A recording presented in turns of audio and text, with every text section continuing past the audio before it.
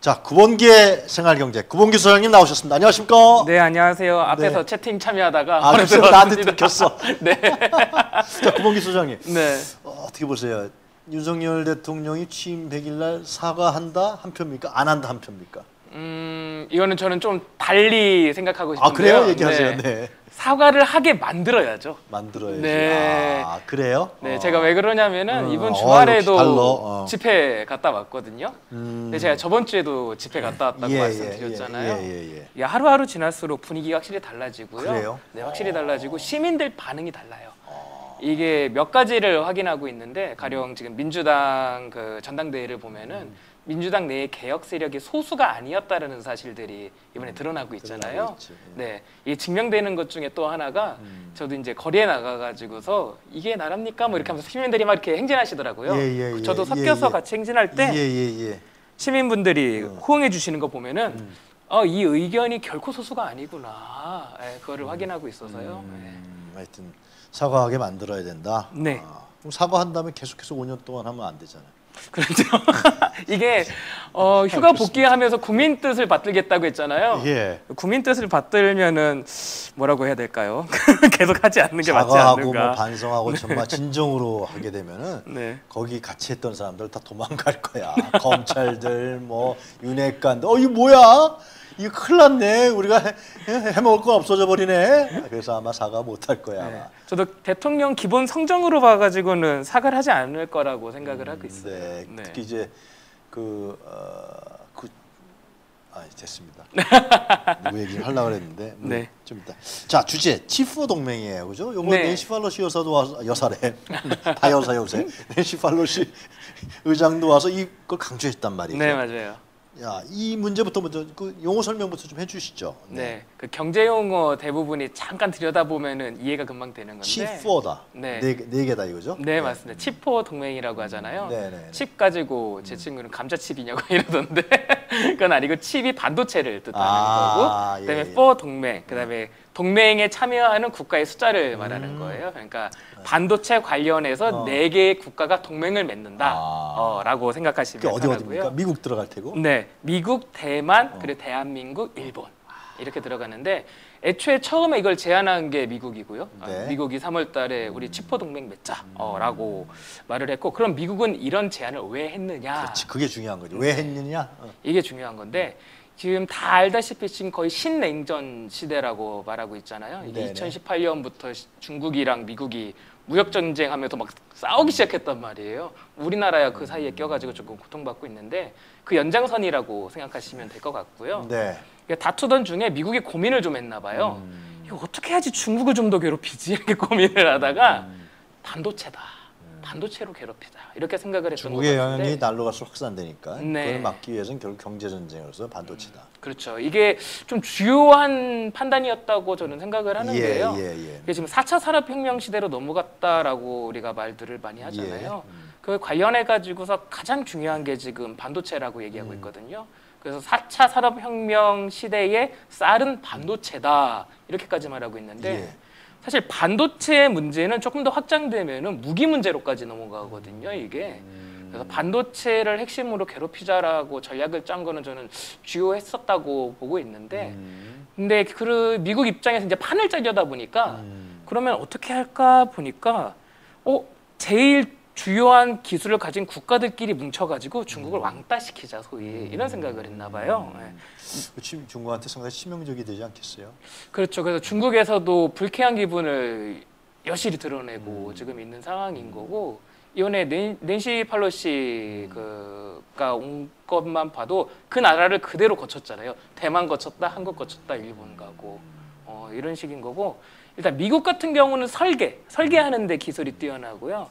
그다음에 일본 같은 경우는 장비랑 소재 거기에 장점이 있고, 대만이랑 우리나라 같은 경우는 실제로 그걸 가지고 생산을 해내는 기능 이렇게가 있으니까 넷이 뭉쳐서 우리끼리 동맹을 맺자 이렇게 주문을 하고 있는. 윤석열 정부에서도 참여하기로 했죠. 네, 이번에 회의 참석하기로 했는데 네. 문제는 우리나라가 참 이쪽 저쪽에 껴가지고서. 아니 그런데 지금 반도체 수출 시장이 중국이 제일 크지 않아요? 네, 맞습니다. 한국 기업이? 네, 한국에서 지금 수출하는 그 비중을 보면은요, 홍콩을 합치면 60% 정도가 됩니다. 엄청나네요. 네, 홍콩도 사실상 중국의 영향력이 하에 있는. 그렇죠. 예. 그래서 한국 입장에서는 이도저도 못하고 특히 기업들 입장에서는 조금 골치 아픈 상황입니다. 근데 그럼 대책이 있어야 될 거 아니에요. 예를 들면 치포 동맹 한다, 네. 한미 동맹 때문에 한다라고 했을 때 미국의 중국의 대봉쇄 정책에 대해서 한국도 참여한다. 그러면은 반도체 수출 시장으로서의 중국 시장에 대한 문제, 네. 대중 관계 문제, 한중 관계 문제, 이거 뭐 대책이 있어야 될 거 아니에요. 오늘인가 내일 뭐 박진 외교부 장관이 왕이 부장하고 만난다 그러던데. 예. 어제 중국에 갔고요. 예. 오늘 만난다고. 예. 무슨 대책을 갖고 있는 게 윤석열 정부는 이건 국민 경제에 상당히 심각한 영향을 미칠 수밖에 없는 것인데. 예, 결국은 국익에 부합해야 되는 문제잖아요. 네. 그러면은 우리의 이익에서만 한번 따져볼 필요가 있어요. 생각을 할 그럼요. 때. 외교는 국가 이익이에요. 철저합니다. 예. 그렇죠. 그리고 아까 진행자님이랑 말씀했던 것처럼 중국에 수출하는 양이 정말 크단 말이에요. 네. 이걸 포기할 수는 없는 거거든요. 네. 현재 시점에서. 따라서 중국이랑 관계도 유지해야 하는 거고. 근데 반도체 같은 경우는 계속해서 기술력을 업그레이드 시켜야 되는 것도 사실이란 말이에요. 그래서 다른 나라들이랑 관계도 또 유지하는 것도 맞아요. 네. 그러니까 지금 하려면은 소위 말하는 균형 외교, 양다리 외교가 가장 아무래도 좋은 것 같은데, 근데 윤석열 정부가 처음 들어서고 보였던 행보가 이 균형 외교랑 조금 거리가 멀었었단 말이에요. 네. 처음 정부 들어서자마자 있었던 일들 복기해 보시면 시청자분들도 아실 텐데, 네. 바로 미국 대통령 바로 와가지고 만나고 5월달에. 예. 오자마자 이때도 치포 관련해서 움직임이 있었죠.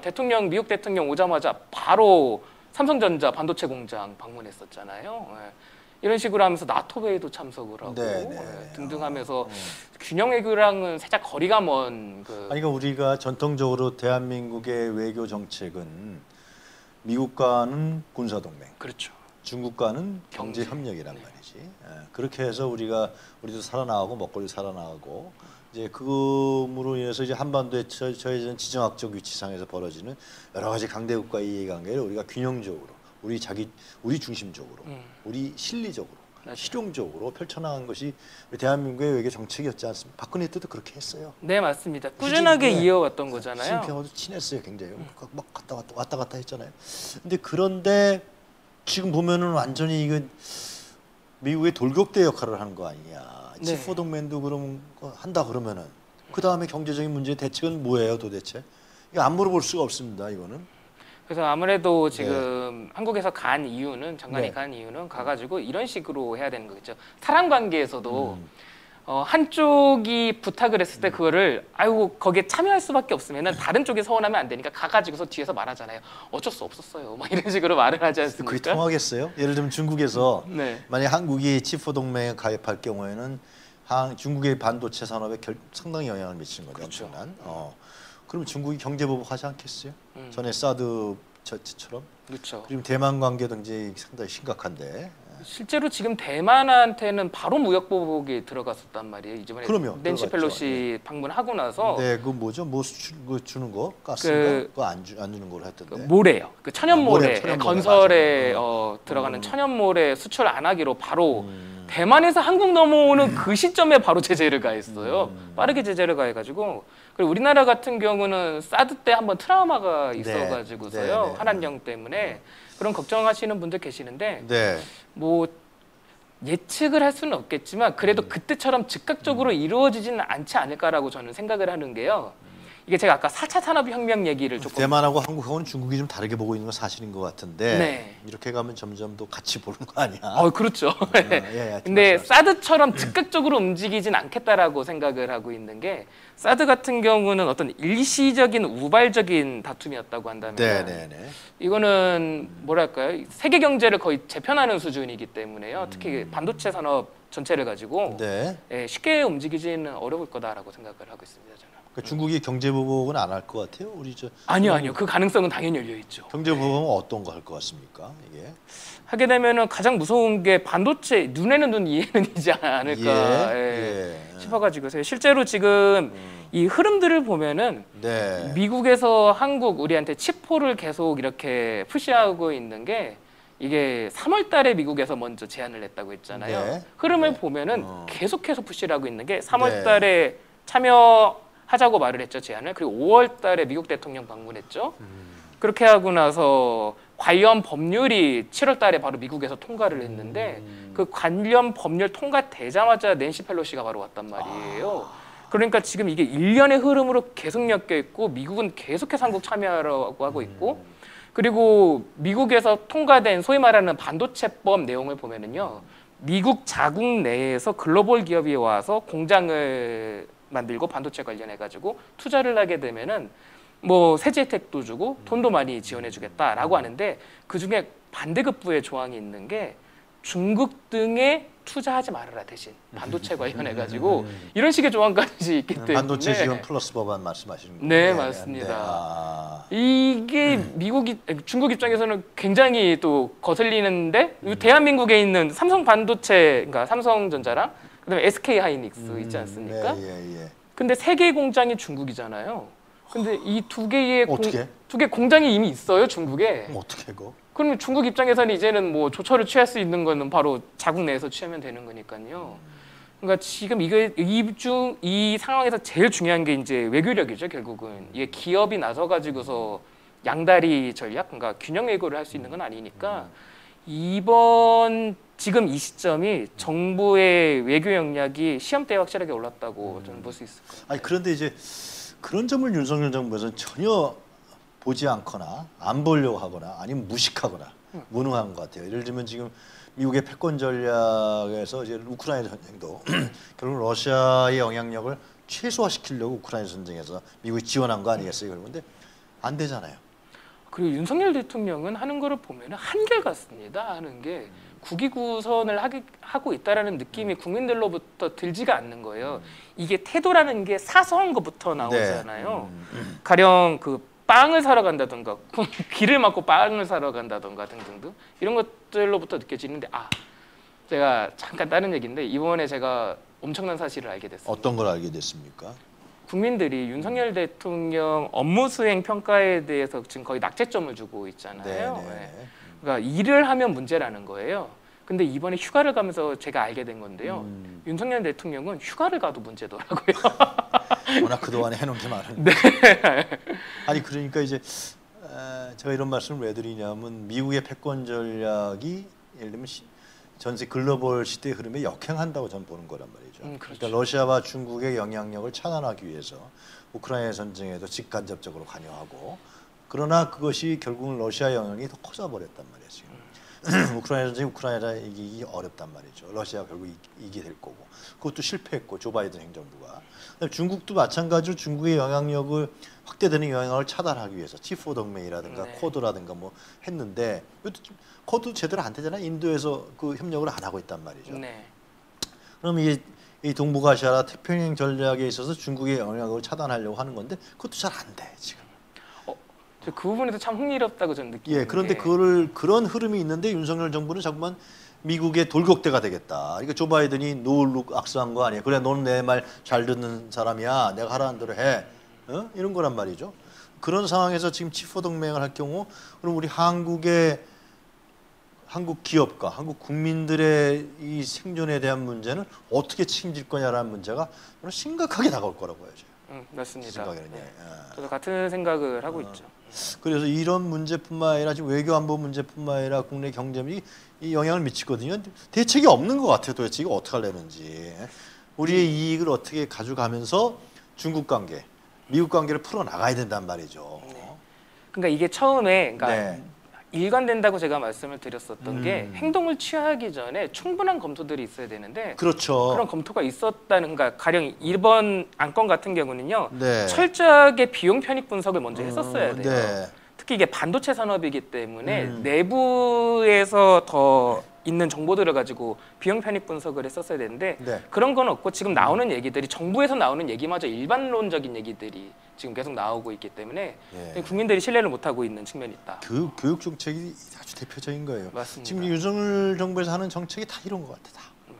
제가 그래서 지난 시간에 나와가지고 윤석열 정부가 지금 하고 있는 이 불통 국면을 단어로 그러니까 사전적 정의로 정확하게 표현하면은 독재가 맞다. 그러니까 상의하지 아니하고 독단으로 처리한다. 아니 그게 뭐 독재라든 뭐라든 간에 하여튼 뭐 자기가 알아서 하는 건데 근데 문제는 이게 나라 꼴이 참 엉망이 되는다. 이게 제일 걱정이라는 거죠. 그래서 저는 이번 이재명 의원이 민주당 당대표 되겠죠.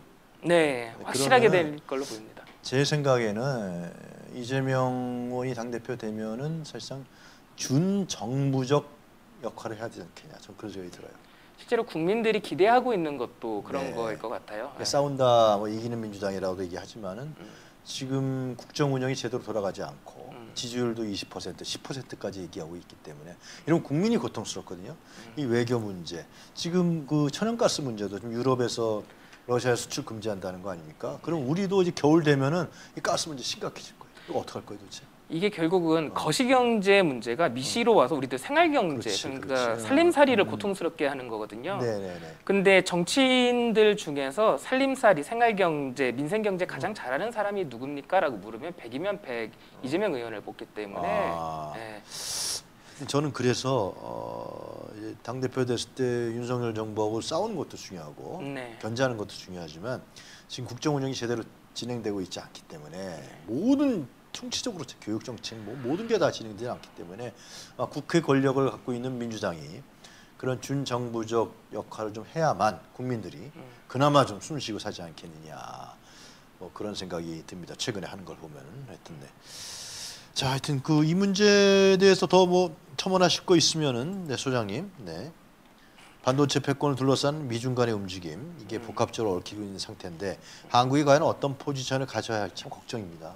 일단 아까 말씀드린 것처럼 결국은 양다리 전략이 가장 필요할 것 같은데 근데 그게 외교 전략이어서 수준이라서요. 근데 양다리 전략이요, 소장님. 네. 우리가 힘이 없으면은 그 완전 바보 돼요.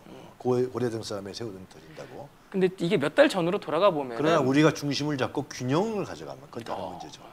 몇 달 전으로만 돌아가더라도 대통령 취임하고 나서 그렇게 조 바이든을 바로 만났다는 것 자체가 그나마 가지고 있던 어떤 협상의 실마리도 버렸다는 생각이 들고요.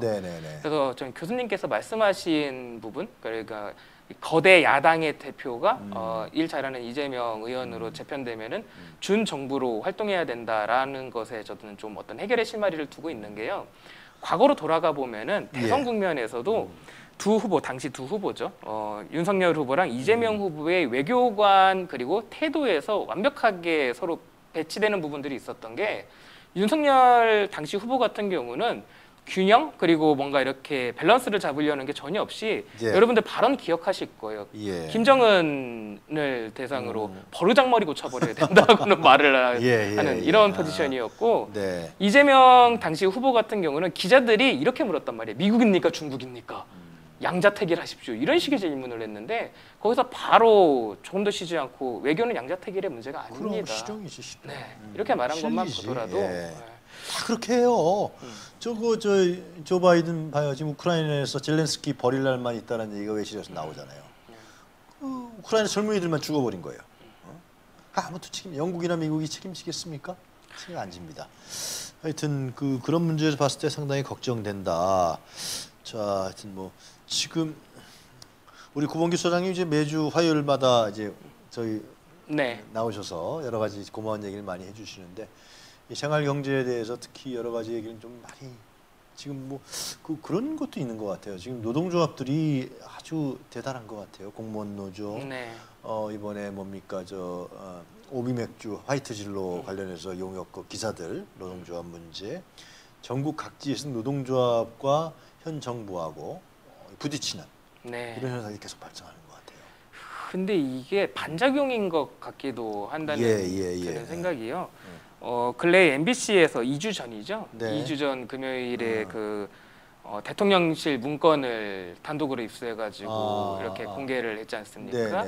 근데 노동조합이랑 시민사회단체들을 분석을 해가지고서 이거를 적대시하고 있더라고요. 그러니까 노동조합 그리고 시민사회단체를 대화를 해야 되는 대상이라고 보지 않고 관리해야 되고 배척해야 되는 대상으로 보고 있어서 반작용처럼 저는 보입니다. 이게. 하여튼 뭐 그 시민사회 수석의 강승규 수석인가? 많이 그랬잖아요. 대통령 지지율 떨어지는 이유가 뭡니까? 야당에서 홍보를 못해서 그렇다고요. 알겠습니다. 네. 자, 오늘 뭐 여러 가지 얘기 많이 해주셨는데요. 오늘 이 정도에서 정리할까요? 네, 그리고 생활경제로 조금 연결시켜드리면 계속 이거를 좀 주의 깊게 보셔야 되는 게 네. 오늘 또 중국에서 만남이 있으니까는요. 예. 이게 또 주식 투자하시는 분들과 또 이게 또 연결이 돼가지고서 잠깐 말씀해 주시죠. 네, 아니 크게 말씀드릴 건 없고요. 계속해서 관심 가져주시고 이게 결국은 외교 문제가 우리도 먹고 사는 문제랑 연결되니까 관심 갖고 계속 지켜봐 주셨으면 좋겠다고 말씀드립니다. 오늘 아침 일찍 나와서 고마운 말씀 대단히 감사합니다. 네. 구봉기의 생활경제 여기서 마치도록 하겠습니다. 저희들 오늘 준비한 순서는 여기까지입니다. 이용아의 뉴스 커멘터리 오늘 어떻게 여러분들에게 많은 도움이 되고 유익한 방송이 됐는지 여러분들이 또 여러 가지 얘기를 또 채팅방에 많이 올려주셨는지 제가 읽어드리려고 계속 노력은 했습니다만 모든 분들의 채팅을 또 읽지 못해서 죄송하기도 합니다. 다니엘라님 짝짝짝, 네 김민진님 감사합니다. 네 이 나라 달콤새콤님, 물망님, 네, 또 스텔라님, 네, 감사합니다.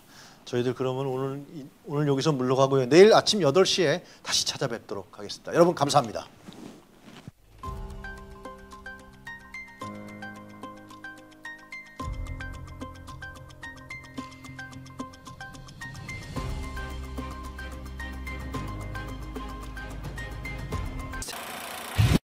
서울의 소리를 물심양면으로 응원하기 위해 서울상점이 드디어 문을 열었습니다. 서울상점은 365일 여러분께 품질 좋은 상품을 제공하고 그 판매 수익금은 서울의 소리 운영비로 돌아가는 상생하는 상점입니다. 믿고 주문하실 수 있도록 신선한 제철 음식부터 골라먹는 재미가 있는 간편식, 그리고 품질 좋은 생활용품까지 엄선하여 판매하고 있습니다. 우리의 힘으로 만들어가는 응징언론, 오늘도 서울의 소리를 시청하시고 필요한 제품은 서울상점에 오셔서 구매해보세요. 쇼핑이 후원이 됩니다. 서울상점, 서울샵.net